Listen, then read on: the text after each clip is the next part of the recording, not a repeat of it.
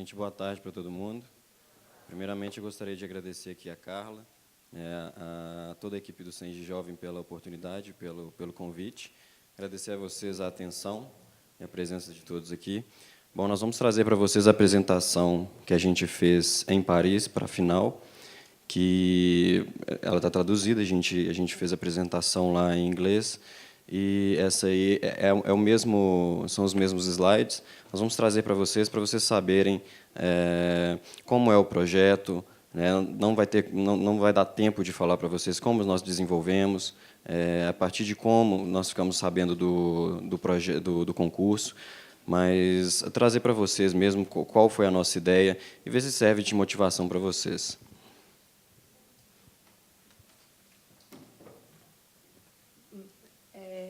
Como o Igor falou, tá pegando?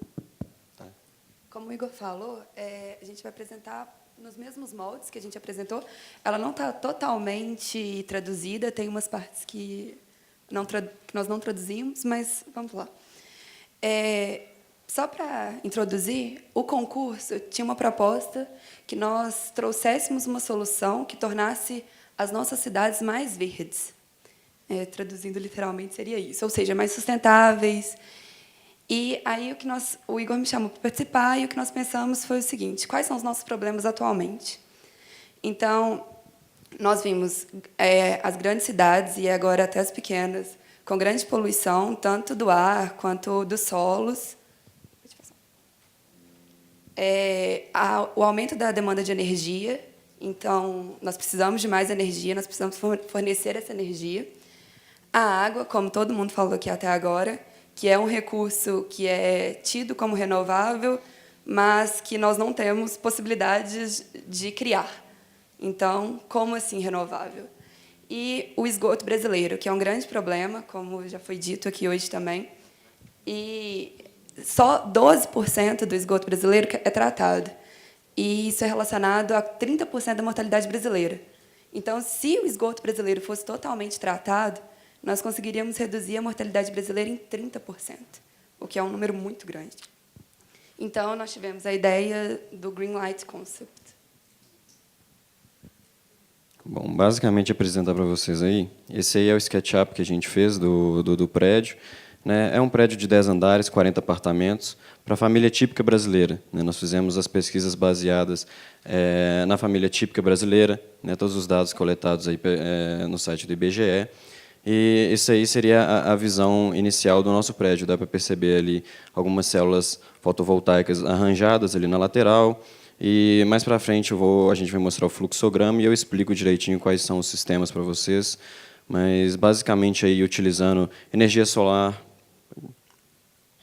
a reutilização da biomassa, né, das águas utilizadas no consumo mesmo diário. Pode passar.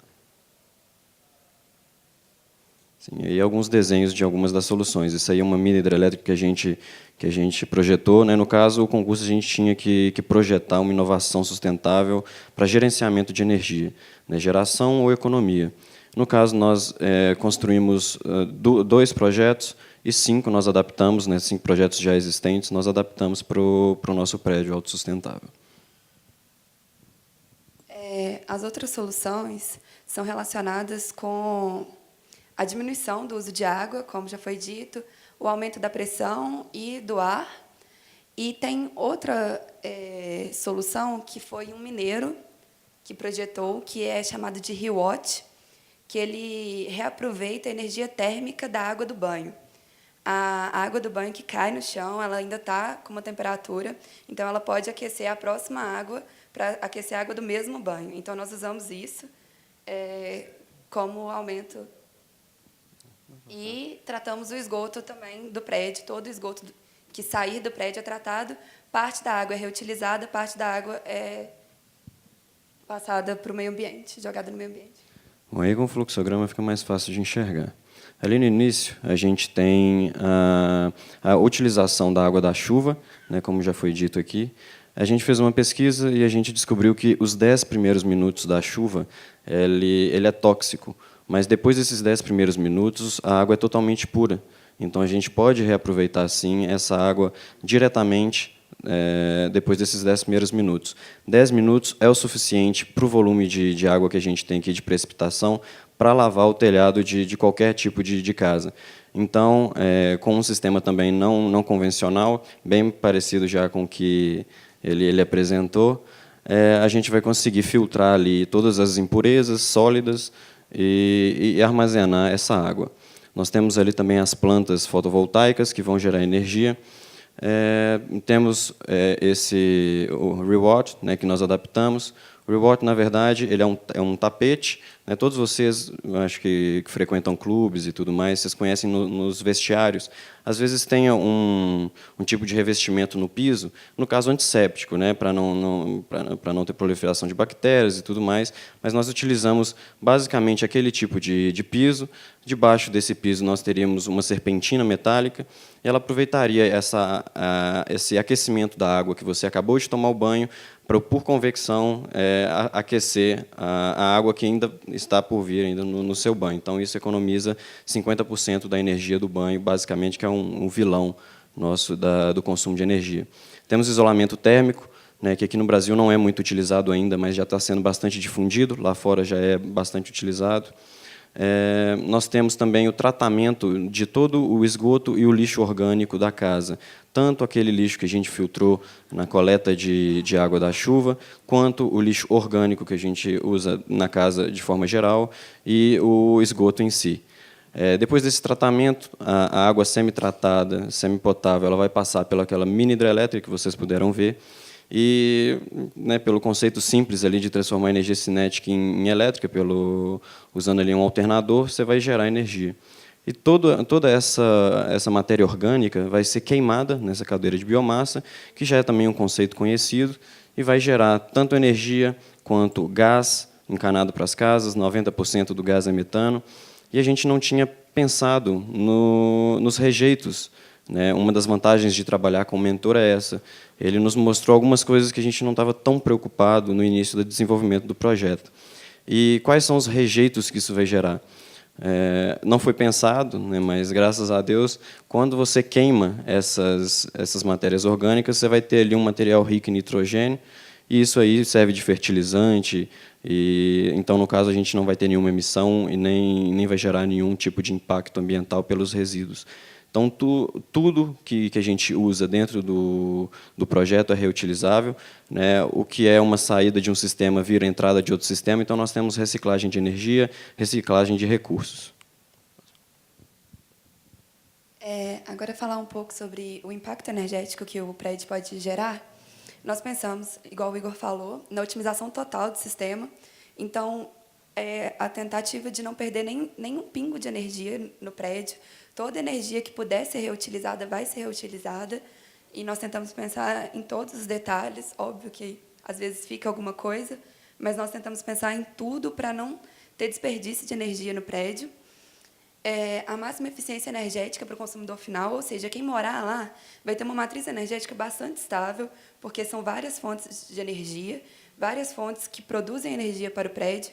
Então, a probabilidade de ficar sem energia no prédio é nula ou quase nula. A consciência ambiental dos próprios habitantes do prédio, eles serão agentes da mudança. Pensar no prédio não só como um prédio, mas pensar como um fator que pode mudar a sociedade em volta dele, porque ele vai tratar o esgoto, ele está usando energia de fontes renováveis, e energia reciclada, como já foi dito, e o custo da oportunidade. Ele é mais caro, sim, do que um prédio comum. Nós fizemos as contas, a gente vai falar depois, só que a questão é que, atualmente, a demanda por coisas ambientalmente corretas, por prédios sustentáveis, você falar que a sua empresa tem certificação, a ISO 50001, ou o seu prédio vai ter essa certificação, faz com que ele tenha um valor agregado muito maior do que os outros. Então, o custo da oportunidade, ele vai ser mais caro, sim, do que os outros, porém, ele pode ser vendido mais caro e ele tem um impacto ambiental muito favorável. Sim. Agora, tratando dos impactos financeiros, né, nada escapa aí do lucro e do dinheiro hoje, mas nós fizemos o cálculo aí, esse primeiro gráfico que nós apresentamos é um gráfico de payback, né? Para quem não conhece muito bem, o payback seria o tempo que nós teríamos o retorno do investimento. Nessa tabela aí do lado, a gente percebe que a construção em si ela gasta o mesmo valor de uma construção normal, né, mesmo com o revestimento de isolamento, porque, no caso, seria só um câmbio mesmo de matérias-primas. E o sistema em si vai custar aproximadamente R$500 mil. E nós fizemos a comparação com todo o gasto que a gente tem anualmente, com contas de água, contas de energia e a manutenção do prédio. Colocando isso frente a frente, nós tivemos uma economia anual de R$233 mil, ou seja, é bastante viável. E aproximadamente ali, naquela fórmula bonitinha ali, né, a gente está acostumado com isso, a gente conseguiu enxergar que em 3,99 anos, aproximadamente 4 anos, o nosso prédio vai se pagar, ele vai se tornar mais vantajoso do que uma construção comum. Então, a partir desses 4 anos, o consumidor tem esse retorno.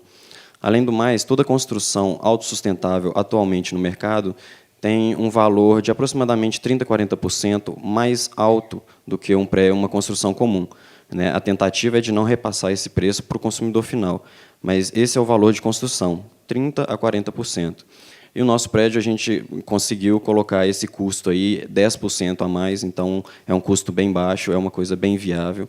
Ali embaixo tem algumas motivações para se comprar e habitar um prédio autossustentável.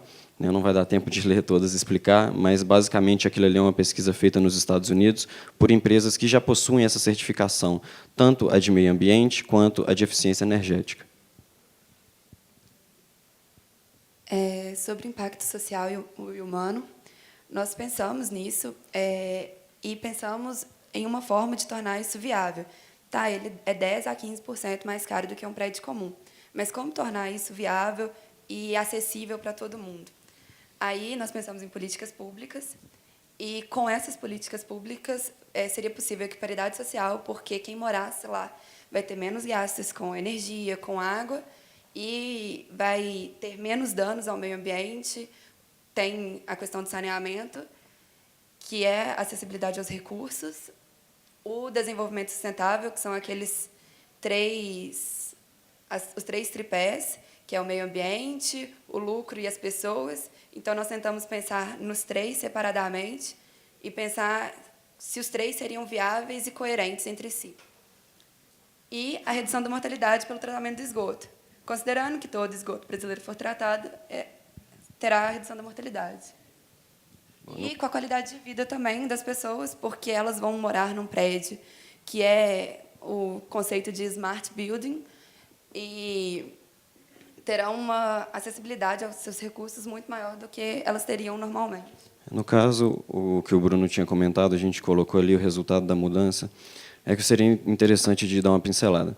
O que acontece? Nós colocamos no início da apresentação uma frase de um documentário que a gente chegou a ver, que diz o seguinte: be the changes that you want to see. Você tem que ser as mudanças que você deseja ver.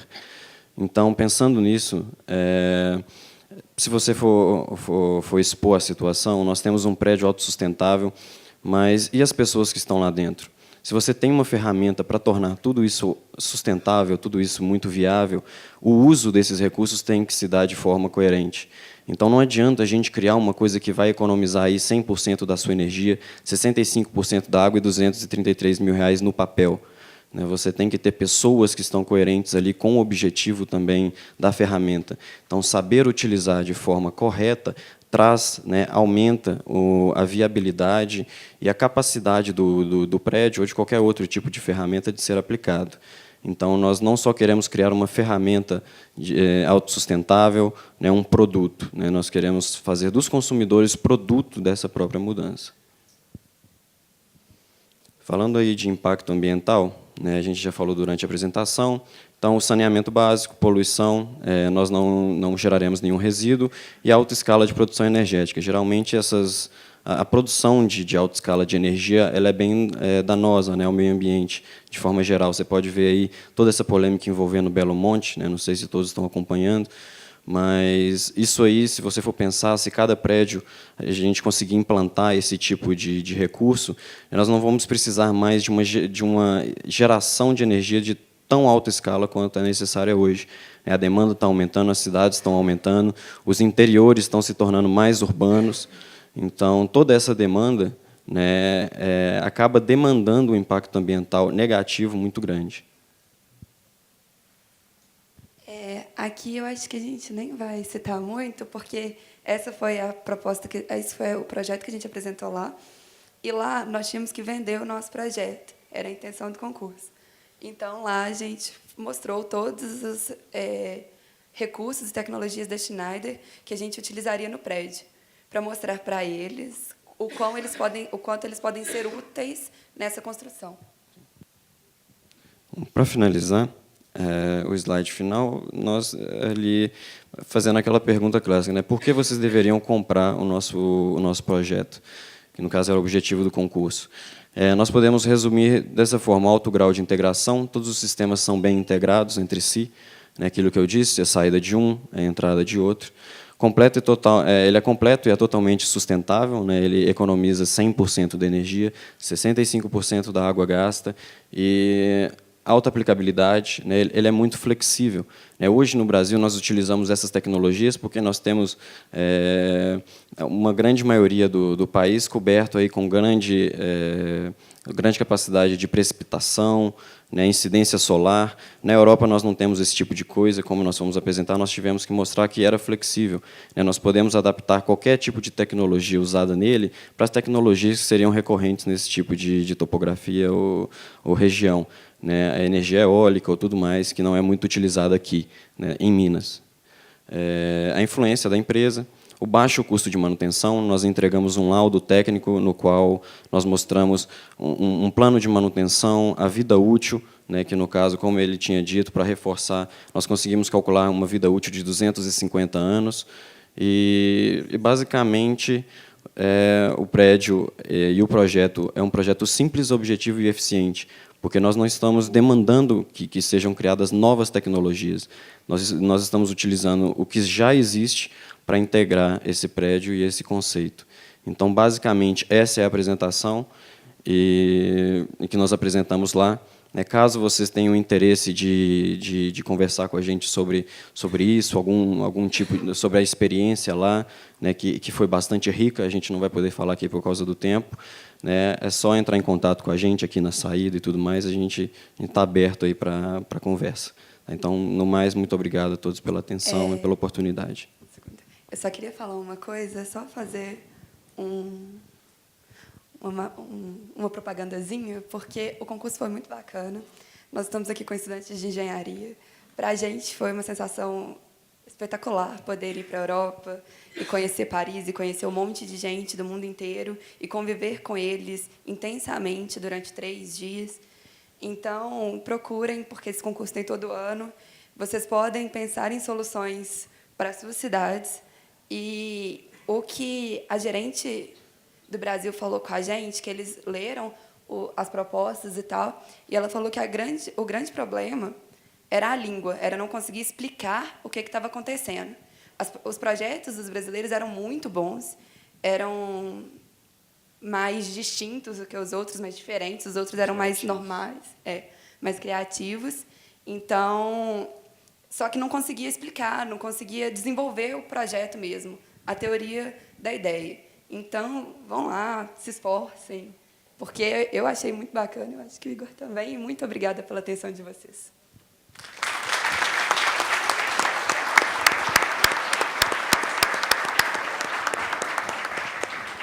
Bom, agradecemos aí, então, a Marceli e o Igor pela apresentação, pelo estímulo. Acredito que isso aí deve servir, né? Eles devem servir de exemplo. Acho que estudante brasileiro, estudante mineiro, conversar com eles aí, verificar as possibilidades de participação em concurso dessa natureza, promovido por empresas que estão aí comprometidas com o conceito de sustentabilidade. Os 2 alunos, Marceli e Igor.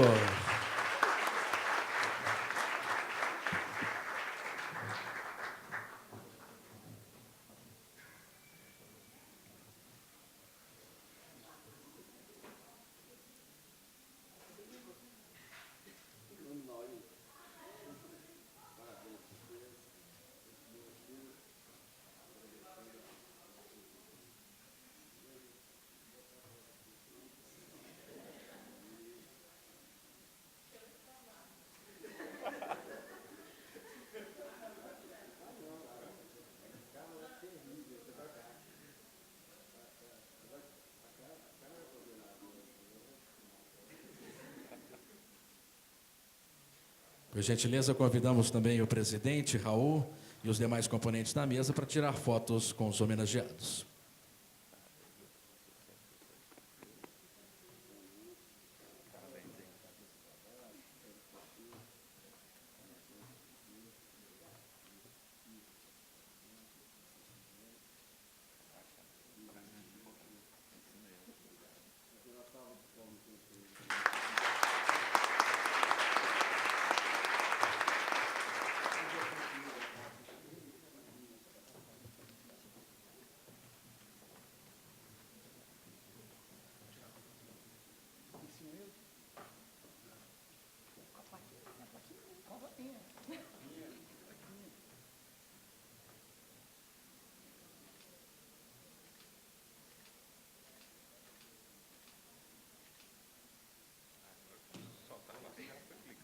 Uma salva de palmas para os homenageados.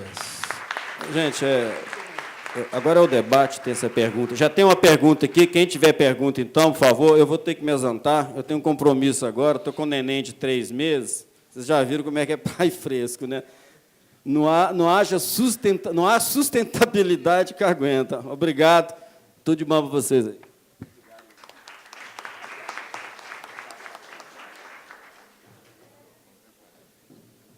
Reconduzindo a mesa, o presidente do Sindicato dos Engenheiros do Estado de Minas Gerais, engenheiro Raul Otávio.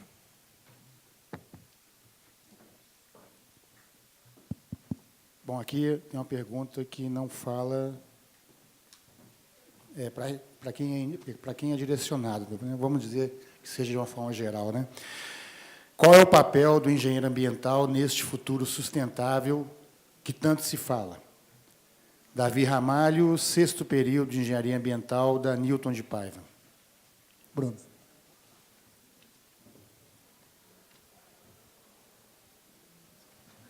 Cortar agora, bom. Pessoal, cadê o... Como é que ele chama? Davi. Davi. Papel, é apenas um ponto, apenas uma opinião, né? Eu acho que o engenheiro ambiental, assim como o engenheiro civil que vai se debruçar sobre a parte ambiental, ele vai ter a função de gestor, né?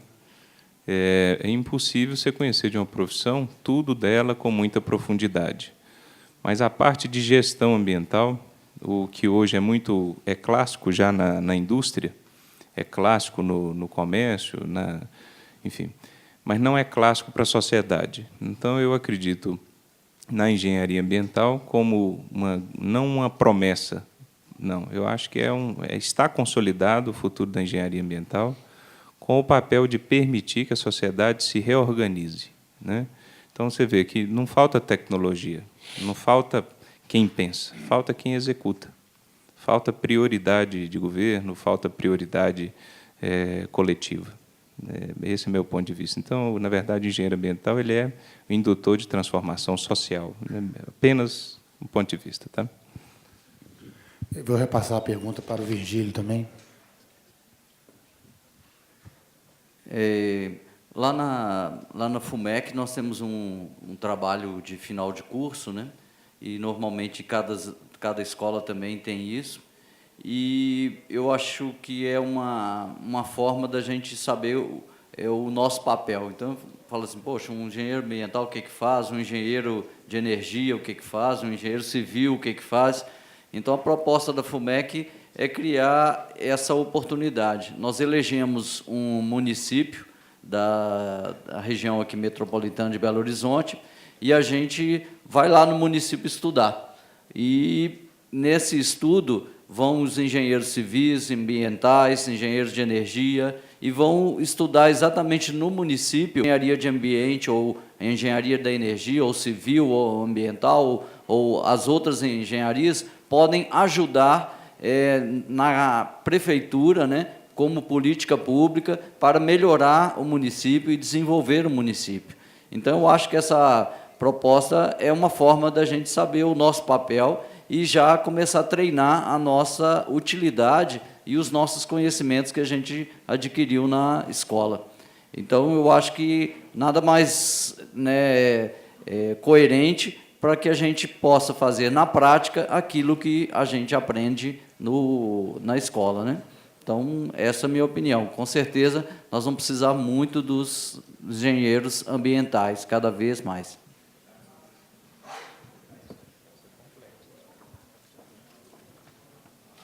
Quem fez essa pergunta aqui? Essa pequenininha, foi você? Complexo, difícil de responder. Vamos lá.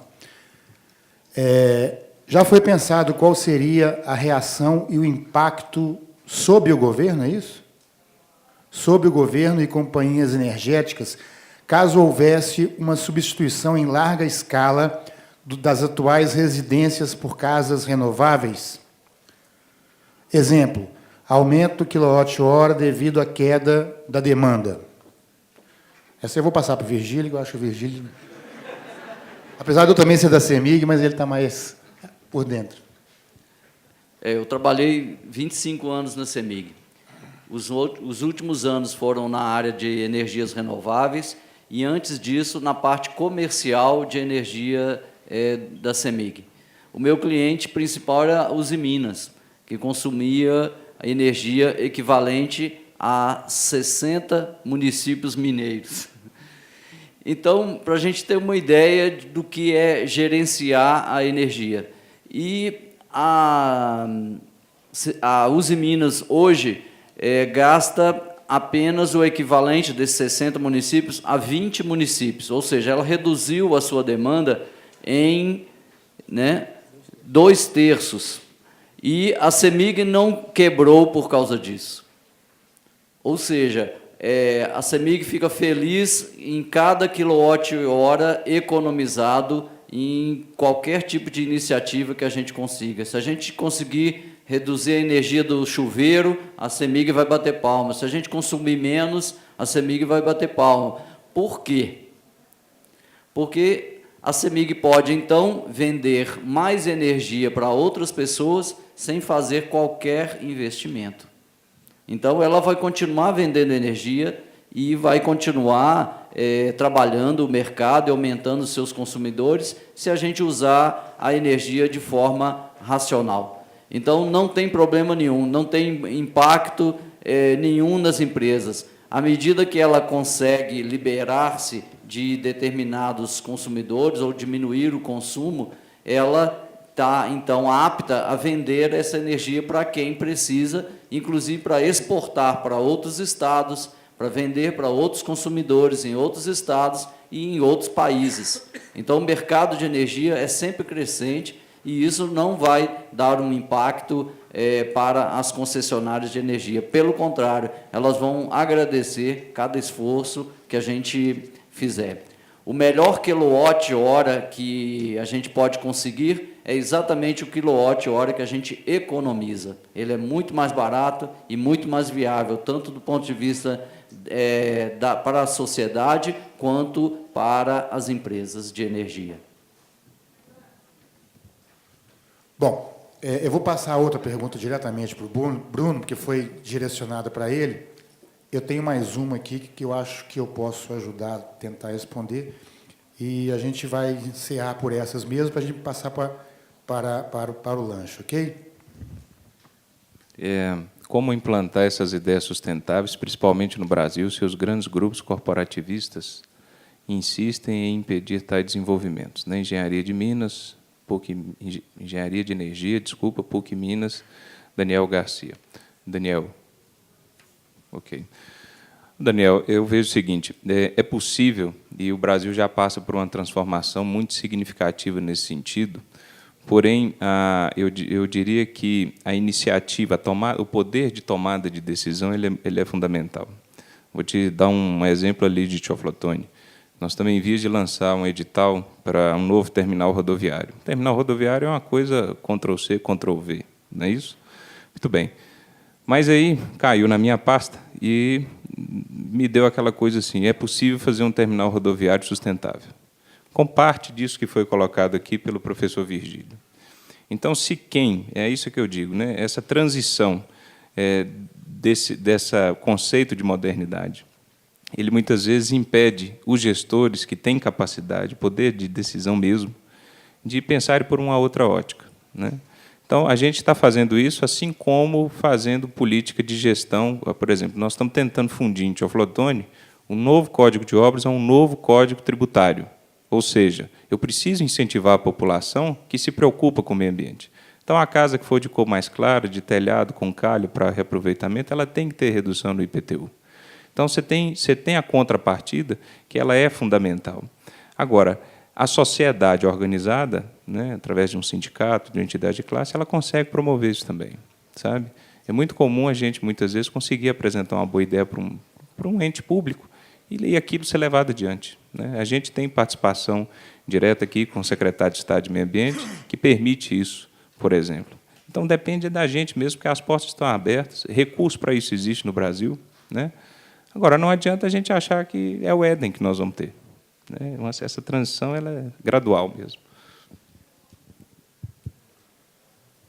Bom, a próxima pergunta aqui, eu diria que é mais ou menos um complemento do que o Bruno falou.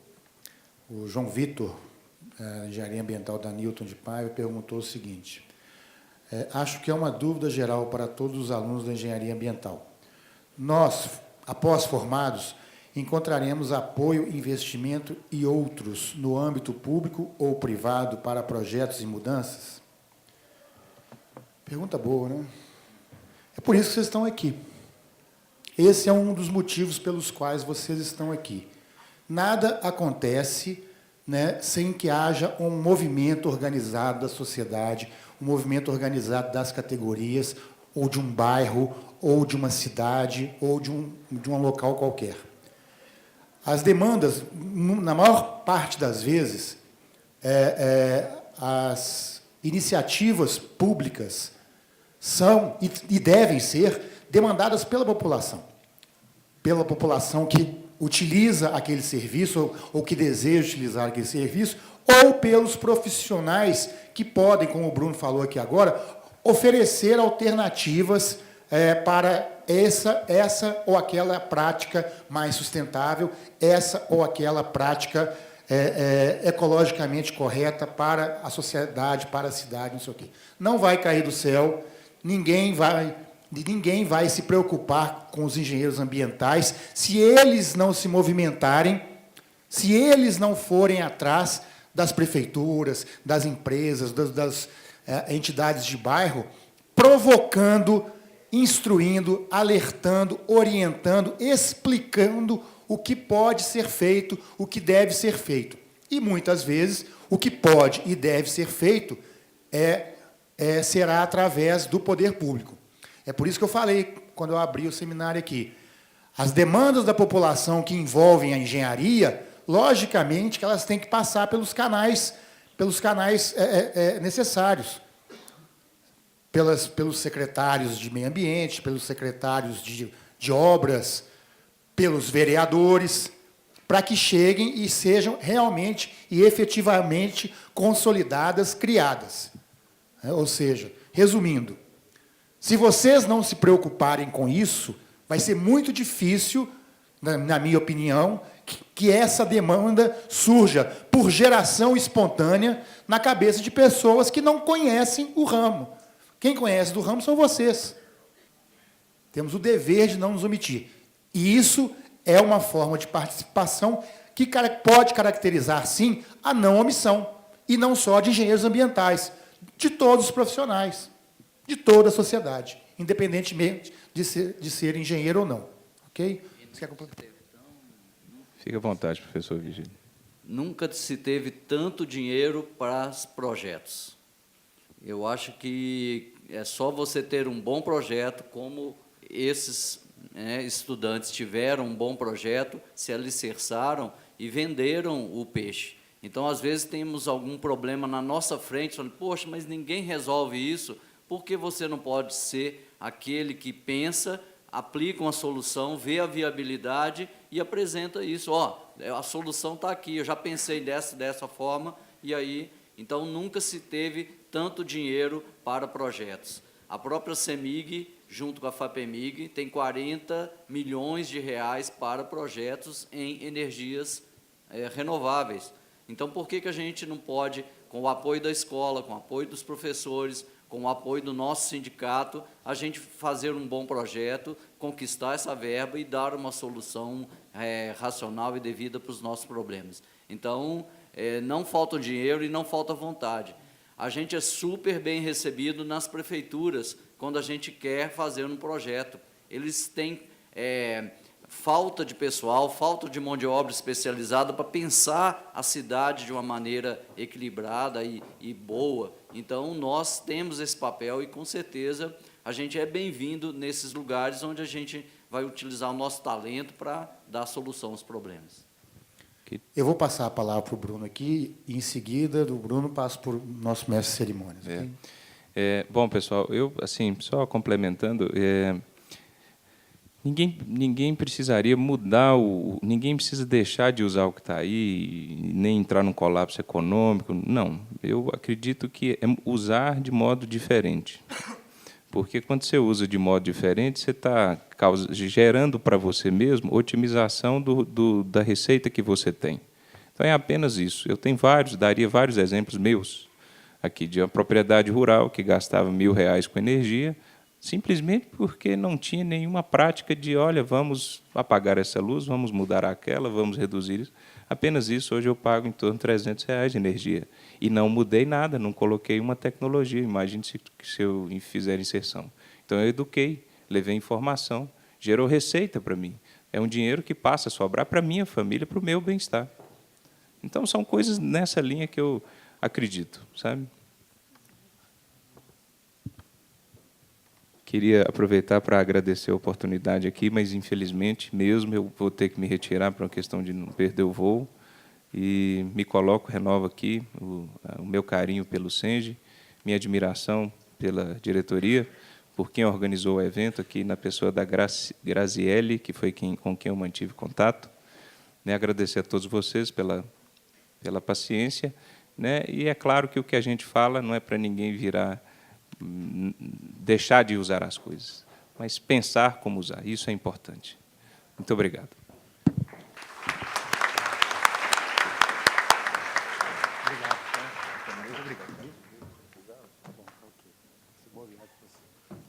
Bom, gente, chegou mais uma pergunta aqui, mas eu acho que ela já foi parcialmente respondida. Se não foi, por gentileza, procure a mim, ou o Virgílio, ou a Marcele, ou o Igor, para que a gente converse sobre isso no intervalo. Só vou dizer qual que é. Vocês acham que o governo apoiaria um projeto sustentável, como, por exemplo, a Casa Sustentável, tendo como base a Rio+20, que foi, de certa forma, um fracasso ambiental, com as mudanças do Código Florestal influenciando negativamente o meio ambiente? Uma pergunta meio... Vou passar para o Virgílio, mas pedir para a Fernanda Azevedo procurá-lo no intervalo, ok? Muito obrigado. Gostaria de agradecer a todos, Marcelo, Igor, Virgílio, Bruno, muito obrigado a todos vocês. A todos vocês também, eu volto a palavra para o Fábio. Obrigado, presidente. Pedimos, por gentileza, que os ocupantes permaneçam na mesa e os senhores e as senhoras. Na ocasião, vocês serão encaminhados, recepcionados em grande estilo para o nosso coffee break. Por gentileza, permaneçam sentados para o encaminhamento.